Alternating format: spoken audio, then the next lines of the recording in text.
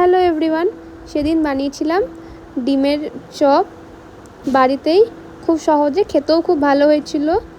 তো ফার্স্টে গ্যাসটা জ্বালিয়ে জল গরম করতে দিয়েছিলাম, তার মধ্যে ডিমগুলো সিদ্ধ করতে বসিয়ে দিয়েছি আর একটু লবণ দিয়ে দিয়েছি।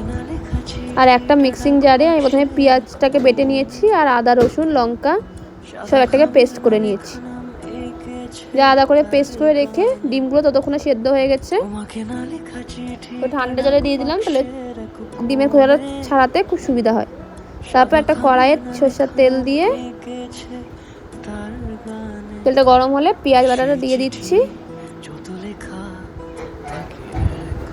দিয়ে ভালো করে পেঁয়াজ বাটাটা ভালো করে কষিয়ে নিয়ে আদা রসুনের পেস্টটাও দিয়ে দিলাম।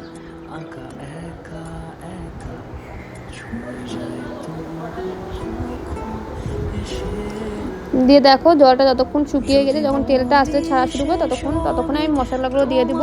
হলুদ গুঁড়ো, লঙ্কা গুঁড়ো, জিরে গুঁড়ো, ধনে গুঁড়ো দিয়ে ভালো করে মশলাটার সাথে মিশিয়ে নিচ্ছি। দেখো কষিয়ে নিচ্ছে এভাবে, দিয়ে তারপর অল্প অল্প করে জল দিয়ে আর একটুখানি লবণ দিলাম স্বাদ মতন, দিয়ে এইভাবে একদম কষাতে হবে যতক্ষণ না একদম শুকিয়ে যাচ্ছে। দেখো এরকম যখন শুকিয়ে এসেছে, তেল থেকে ছেড়ে আসছে, তখন তারপর ডিমগুলোকে আমি এভাবে ভাগ করে নেব 4 পিস করে।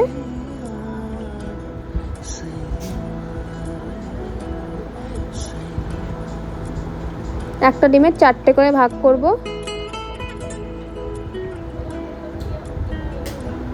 দিয়ে প্রত্যেকটা ডিম এভাবে কেটে নিয়েছি। দিয়ে দেখো মশলাগুলো একটু ঠান্ডা করে উপর দিয়ে লাগিয়ে নিচ্ছি, যাতে পুরো ডিমটাতে কভার করে।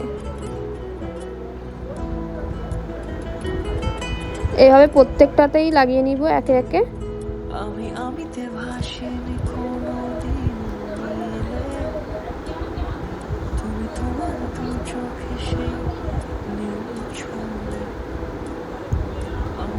দিয়ে লাগানো ডান, যে তার মধ্যে একটা বাটার বানিয়ে নিব, তার মধ্যে বেসন দিচ্ছি,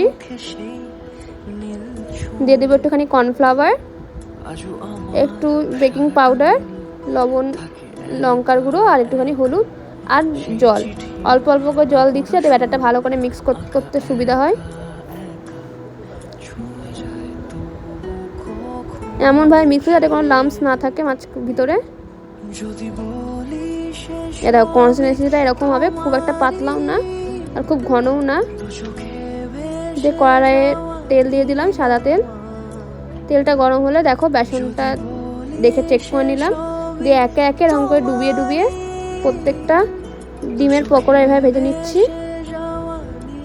তোমরাও এভাবে বাড়িতে খুব সহজভাবে বানিয়ে নিতে পারো, খেতে খুব ভালো হয়। তো আজকের রেসিপিটা এই অবধি শেষ করছি, আবার নতুন একটা রেসিপি নিয়ে, ততক্ষণ টাটা, বাই বাই।